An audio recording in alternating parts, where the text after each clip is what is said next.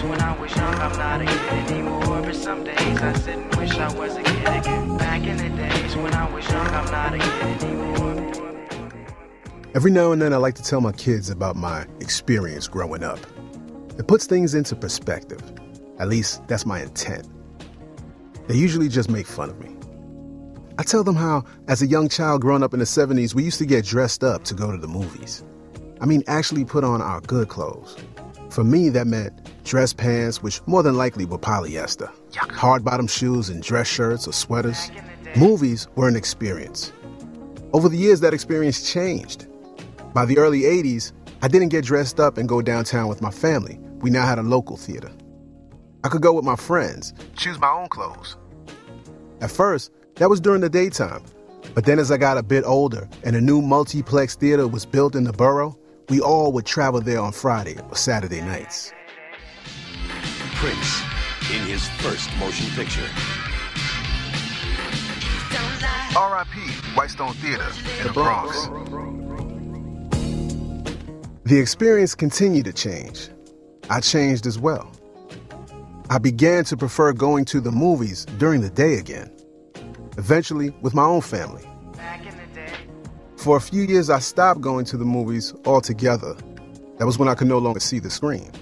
I didn't return until a theater about 30 minutes away from my home began offering audio description. That process wasn't very smooth at first, but it did get better. Now, I'm back to my family trying to tell me what to wear. Today, COVID-19 has obviously made adaptation a requirement for just about everything in our society. As we've seen, these adaptations, paired with accessibility, can equal opportunity. It's not permanent. We know experiences evolve.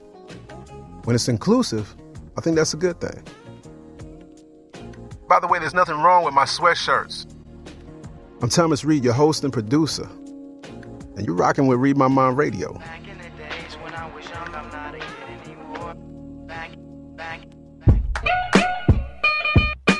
Read my mind.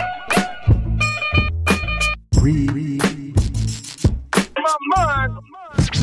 Radio. My name is Kathy Kudlick, and I'm director of the Paul K. Longmore Institute on Disability at San Francisco State University. And I should spell out Longmore because so many people hear it as lawnmower. It's Longmore.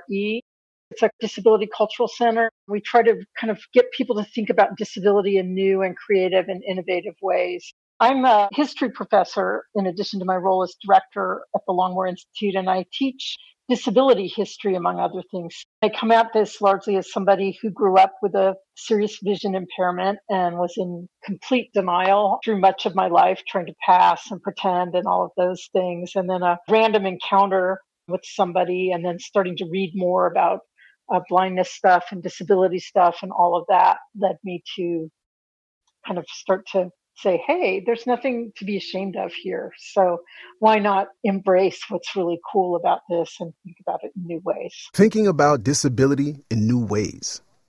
We're going to come back to that. If you've been riding with Read My Mind Radio, you're probably thinking we're about to dive into Kathy's journey. It's obvious. Kathy's story falls in line with this podcast's mission. Well, for now, that's not the case. She has, however, agreed to come back to share her story on a future episode. Today's episode is all about the Superfest Disability Film Festival. Also here to take us through the festival is Emily Badix, the Associate Director of the Longmore Institute on Disability. I'm the coordinator of Superfest. I work with the filmmakers each year to help them audio describe their films and work with the audience each year as we kind of learn from them what works, what doesn't work, and bring Superfest into other arenas to kind of broaden the reach of where our films are seen, including introducing people to audio description for the first time when I do school assemblies or go to libraries or not your traditional Superfest audience. I'm a non-disabled accomplice in this world. My mom had a disability since before I was born, so I've been really passionate about bringing my own experiences, kind of straddling both worlds of experiencing disability discrimination and also participating in it as being raised a non-disabled person. Let's start with a bit of history. Superfest was started in Southern California, in Los Angeles, in 1970. It switched hands to various organizations over the years and migrated up to the Bay Area, where it was run for many years by culture disability talent. It was a really well-loved grassroots effort, volunteer-led. Running an event like this solely with volunteers can be a challenge. In 2012, Superfest found a new home with the Paul K. Longmore Institute on Disabilities in the San Francisco Lighthouse. It was just kind of like a very exciting match because the Longmore Institute was just getting started in a new sort of way, as our founder, Paul Longmore, had passed away and Kathy had come on as director. And Lighthouse is a really established organization, but focusing more on direct services, and was interested to kind of push their boundaries by doing some more cultural programming. We partnered up and ran Superfest for the past 7 years. The festival, which was originally not an annual event, is now headed into its 34th year. This will be the first time it's solely run by the Longmore Institute, as the Lighthouse leadership decided to focus on other programming. We were really lucky to have that partnership with Lighthouse for many years because they just had a sort of organizational structure for like getting the bills paid and the reservations booked that moved a lot faster than we were capable of when we were first getting started. We're really lucky that they waited and gave us a lot of warning because now we've been up and running for some time and we're ready to run the ship by ourselves. The other thing that kind of got thrown into this that makes it less hard to measure what the big change is, with COVID, how much of this is ultimately going to be online anyway. We're still trying to decide, we don't quite know if the venues we want to have it at in October, mid-October, are going to be open and ready and all that. So it's hard to measure exactly what a new Superfest without Lighthouse is going to be like. Fortunately, Superfest in October won't be their first go at managing events online. For the last few years, we do an annual event called the Longmore Lecture in Disability Studies. And we had started to experiment with using Zoom to live stream that event to be able to bring it to people that by nature of their disability couldn't come or geographically couldn't come in person. When shelter in place hit, and we're here in San Francisco, which is one of the first places in the country that got the official lockdown, we kind of saw it as a real opportunity. We were like, oh, we can do online programming. We've had experience with this, and we can figure out how to bring it to a festival environment. The challenge in presenting films online is the threat of pirating. You are without doubt the worst pirate I've ever heard of. But you have heard of me. But I knew that I'd worked with enough filmmakers over the years who I could reach out to, that their primary mission was just for people to see their film. So the risk of possibly somebody making an illegal recording was just not as big of a concern. They're like, the more people who see this film, the better. Some of the films included work from Read My Mind radio family members Cheryl Green and Dayal Muhammad. People really need this right now. People are cut off from their community, and at the same moment that there's so much hurtful and ableist rhetoric circulating around disability. And so to be able to spend an evening or an afternoon watching some disability films that also really bring people together and celebrate disability and get at the nuances of life with the disability that certainly mainstream media doesn't always get, just felt like a really important possibility. My initial interest in featuring Superfest here on the podcast began with Access. I was really impressed with the way they just, for me at least, appeared to come out of nowhere and start providing content for the disability community. The way they do Access, not only do I feel included, but knowing others were also able to participate just felt like something I should share with the Read My Mind radio family. I wasn't the only one reacting. One person was like, I've never been able to participate in any sort of film festival in my life because I spend most of my time in a bed. And they said this was just incredible to get to be part of this. Another one that stood out was like a guy who stayed up super late to watch in Kenya with a group of friends and was like, that was absolutely worth staying up for. Like, now I have a group of friends and we're going to watch all your programs. And he totally has. So just being able to bring this program to people that don't have what we have in the Bay Area has been really exciting. Emily thought to do another really cool one, which was Superfest Kids. It was kind of a nice homeschooling moment, I guess, with disability awareness and whatnot. And it was all geared towards kids. How many people did we have on that? Do you remember? We had about 150, a number of people who were like, my kid's supposed to be in a Zoom call with their class right now, but this is a more important lesson. A lesson that more of us need, no matter our age. For the unfamiliar, the idea of a disability film is something like, oh, disabled people are people too, and isn't it great that they're there, and this is a positive, happy, uplifting story. It's not a depressing one, whatever. Those are fine, but we highlight what we think is Disability 201, films that share the creativity and the ingenuity or the unexpectedness or intersections of disability with other kinds of identities. identities like race, gender, sexuality. Considering the idea of Disability 101 versus 201, you may think those new to disability should begin sequentially. Kathy, however, doesn't see it that way. I would say go to Superfest right away, because if you've even thought about disability for 5 seconds, or anybody around you has thought about it, chances are they've seen some version. It's usually some film by a family member or a friend that just thinks, wow, it's really great that so-and-so with fill in the disability, and then fill in what they did. They either traveled somewhere, or they climbed a mountain, or they went to school. The 101 or 201 classification isn't about good or bad. The distinguishing factor between the two is that 101 films aren't often made with disabled people in mind. We want people to sort of think about disability as experimental and as interesting and as passionate, and not just as a yet another feel-good story about somebody climbing a mountain because they started to be more comfortable with their disability or they needed to prove themselves. We want to ask them to think about, like, well, what happens when that person comes down from the mountain? What's their life like after that? That's another difference. The 101 films feature a single disability experience. But the 201 version would have them speaking to other disabled people and kind of bonding. There'd be some sort of connection and some sort of excitement and engagement. It's not just like one person being sort of showcased all by themselves. It might be that they have a quirky view on things and they change the thinking of other disabled people, or they change the thinking of people around them to give an unexpected perspective on the world around them. The 201 films like Superfest really center disabled people. And at the end of the day, as Emily explains, the goal is pretty simple. We're just trying to not have them be bored. Even if you are new to finding your disability identity, typically a 201 film can just go a lot farther with like pushing people's buttons and thinking like, wow, there's just this whole world of thinking about disability that I haven't seen before. A few years back, we came up with a list that we kind of think of the 10 things that define Disability 201 and what Superfest is all about. Things you're going to find at Superfest that you aren't going to find anywhere else. These are things like people with disabilities as the main characters, intersectionality.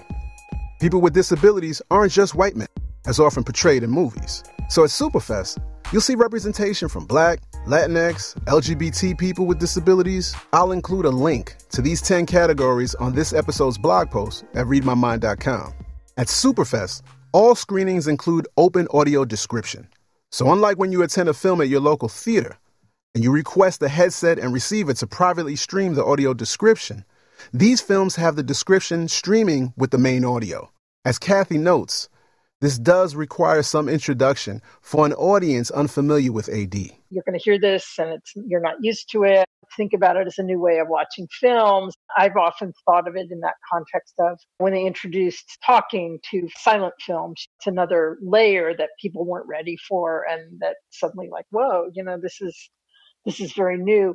The problem with that, though, is it can be sensory overload for people that have processing or cognitive stuff going on. A challenge of producing a film festival like Superfest is the idea that creating access for one group of people may unintentionally exclude another group. For example, Emily talked about a film called To Be or Not to Be. It featured a young man with cerebral palsy in Kazakhstan. The film, which was in Russian, required translation. For sighted viewers, printed subtitles along the bottom portion of the screen will do the trick. Blind viewers require overdubbing. The focus of the film is really his incredible acting abilities. In making it accessible for the blind, we were then losing hearing this actor with CP and his own voice telling his own life story. So it was a really tough example of like a competing accommodation of wanting to bring access to the blind, but not wanting to lose this man's voice. This particular film worked out because it had enough quiet space that the description and dubbing was staggered to allow the actor's voice to be heard. For this very reason, Superfest now determines which films are better suited for open description but offers closed description for others.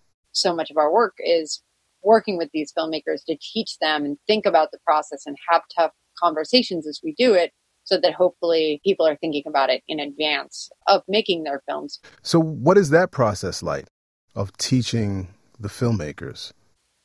Well, when they apply to participate in Superfest, there is a requirement box that they have to check that says that they'll get their films captioned and audio described. Most of those who apply are in agreement with this philosophy. In some cases, especially for independent filmmakers, the cost of captioning and describing, while small in comparison to other production costs, can present a challenge. A lot of our filmmakers are able to just get it done. Other times we have to work and get creative about finding funds ourselves to be able to cover those expenses or find funders that are willing to do it for them. With each film, we kind of think it through with the filmmakers and sort of talk through the strategies. Funding is just one of the challenges. Some films may just be packed with dialogue and visuals, leaving little or no space for description. And so we're like, we're going to just have to add pauses to the film to do this right and get some of that audio description in. There were going to be visuals that like everyone in the crowd who was cited was going to laugh at, and we didn't want to risk that people would not get to experience those jokes. And so we built in those pauses, and I think this filmmaker was super up for it. You know, when audio description's done badly, it's horrible. It's like suffocating something that's beautiful and something that's not. But when it's done well, it kind of coaxes out some great stuff that's already in there and enhances it. So she got somebody to audio describe the film that had the same snarky tone that the images did. So it totally enhanced the images for everybody. We're introducing it to them for the first time, but we're also really trying to empower them to be advocates for what the final product is and to be like, you know your film best. You know if that visual right there matters or if that was just some B-roll you needed to fill the shot. The more active that they can be in the audio description process, if they do outsource, the better the results have been. To me, that's the dream of a Superfest audio description experience where the filmmaker says, whoa, this made my film better. Currently, English and American Sign Language, or ASL, are the only supported languages. However, an online festival offering multiple links for various languages would simplify the process in comparison to a live physical audience.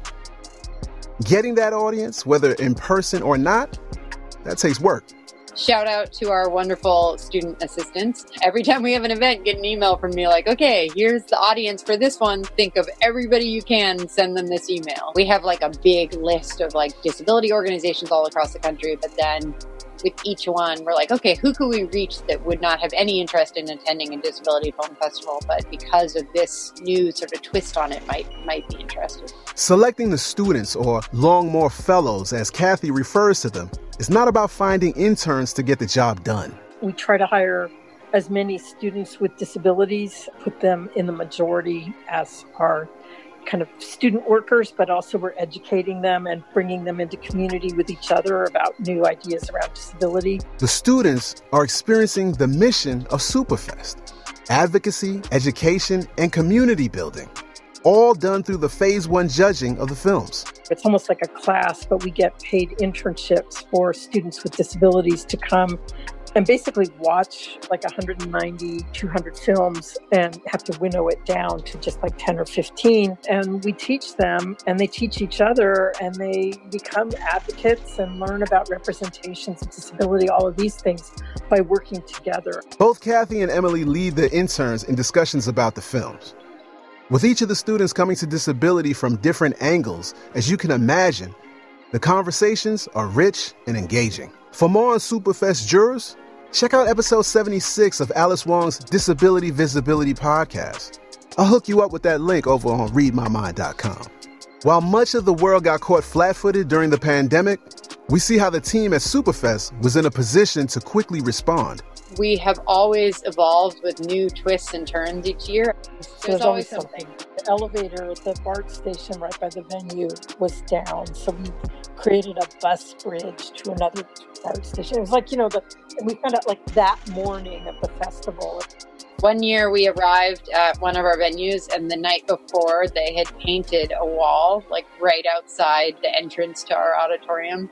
So the fumes were going to be a serious problem for anyone with chemical sensitivity. And we're like, all right, let's figure it out. We're going to get some fans in here. We're going to reroute, and everybody's going to enter through the back.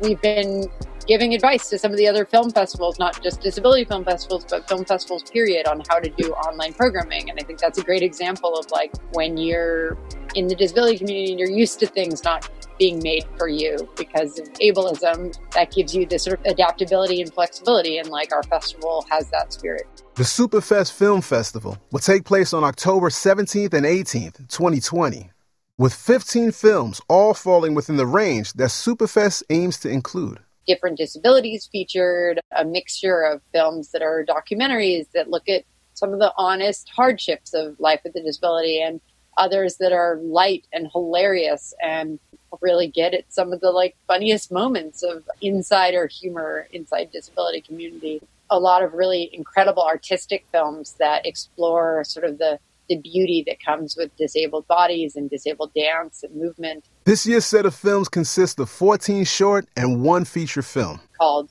God-Given Talent that explores a local Oakland-based artist and performer who's Black and blind. Really looking forward to sharing that sort of more local story. And yes, you're going to hear more about that particular artist in an upcoming episode right here on the podcast. Scene 1, Apple, take 1. For more on the... Scene 1, Apple, take 2. For more on the films included in this year's Superfest lineup, visit superfestfilm.com. You can learn more about the Paul K. Longmore Institute on Disability at longmoreinstitute.sfsu.edu. They're on Twitter at LongmoreInst or LongmoreInst, and at Facebook, facebook.com/SFSU Disability. Or just check out this episode's blog post at readmymind.com for all the links. Superfest sounds like much more than a film festival. In fact, I see it as a resource for those adjusting to blindness. Chances are those new to blindness or disability in general haven't spent much time critically thinking about disability.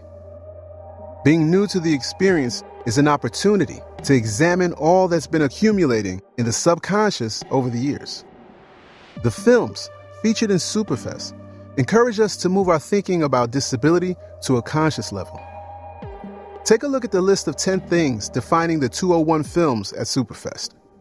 They resemble some of what I've been learning along this journey of adjusting to blindness, like recognizing the various ways disability intersects with other identities, exploring disability as a political and social issue, not just medical, seeing ourselves throughout all aspects of society, and finding friendships within the community.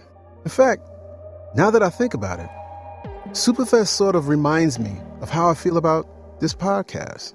People need to know about this. It's just such a great opportunity, and it's kind of great that it's gone under the radar for so many people for so many years. But on the other hand, it just would be so great to have it be really, really well known. It's so beloved, and people are so excited about it. And every year people come and they're just like, whoa, never thought of this. This is so amazing.